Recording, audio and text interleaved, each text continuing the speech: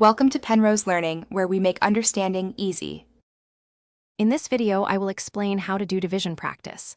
Start by reviewing the basic parts of a division problem: the dividend, divisor, and quotient. For example, in 10 divided by 2 equals 5, 10 is the dividend, 2 is the divisor, and 5 is the quotient. Begin with simple, single-digit division problems to build confidence.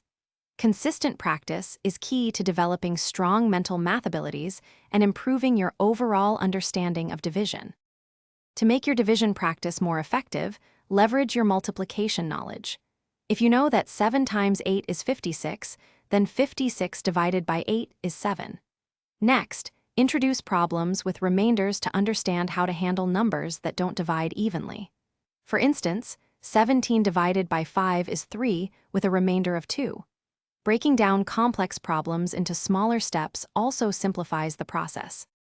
Once you've mastered the basics, move on to more advanced techniques.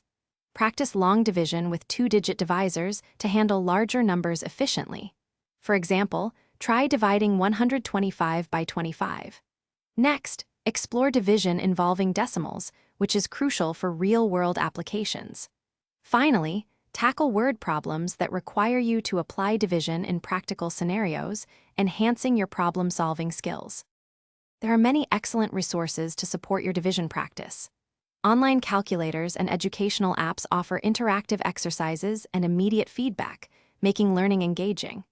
Creating your own flashcards for division facts can also significantly boost your memorization and recall speed. Remember, consistent effort leads to mastery. Also, for a smarter home, check out the Shark AI Ultra Robot Vacuum and other great deals in the description below. Thanks for watching. If this was helpful, leave a like and consider subscribing. See you next time.